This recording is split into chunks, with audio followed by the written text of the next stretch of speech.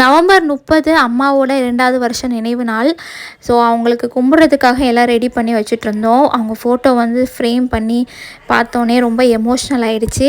எங்கள் அம்மாவை நான் ரொம்ப மிஸ் பண்ணுறேன். ஏன்னா அம்மானா ரொம்ப ஸ்பெஷல். நான் மட்டும் இல்லை, எங்கள் வீட்டில் எல்லாருக்குமே மிஸ் பண்ணுறாங்க. எங்கள் தெருவில் சொந்தக்காரங்க அத்தனை பேர் எங்கள் அம்மாவை அவ்வளோ மிஸ் பண்ணுறாங்க.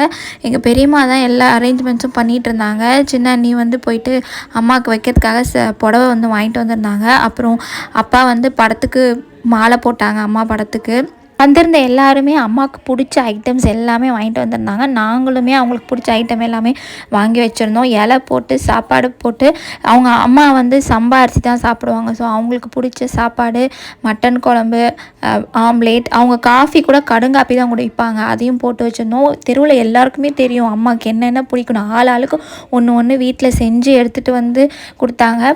ஸோ அவங்களுக்கு எல்லாமே வச்சாச்சு. மன திருப்தியோடு அவங்க வந்து ஏற்றுப்பாங்க நாங்கள் நம்புகிறோம். தேவ்குட்டிக்கு என்ன பண்ணுறோன்னே புரியல. அவர் நின்று பார்த்துட்ருக்காரு. கொஞ்சம் நேரம் தான், அப்புறம் சேட்டை பண்ண ஆரம்பிச்சிட்டாரு. அவர் கண்ட்ரோல் பண்ண முடியல. அப்புறம் நல்லபடியாக சாமி கும்பிட்டுட்டு எல்லாருக்குமே விபூதி பூசி விட்டாங்க. எங்கள் ஊரில் வந்துட்டு திருமணி வச்சு விடுவாங்க. ஸோ அந்த பழக்கமும் இருக்குது. அதுவும் எல்லாருக்குமே வச்சு விட்டாச்சு. என்னை வந்து எல்லாேருக்கும் பூ கொடுக்க சொன்னாங்க. அப்படி எல்லாேருக்கும் பூ டிஸ்ட்ரிபியூட் பண்ணேன். அப்புறம் எல்லோரும் ஒவ்வொருத்தராக வந்து அம்மா படத்துக்கு பூ போட்டு கும்பிட்டுட்டு உளுந்து கும்பிட்டுட்டு இருந்தோம். எல்லாருமே வந்து பண்ணாங்க.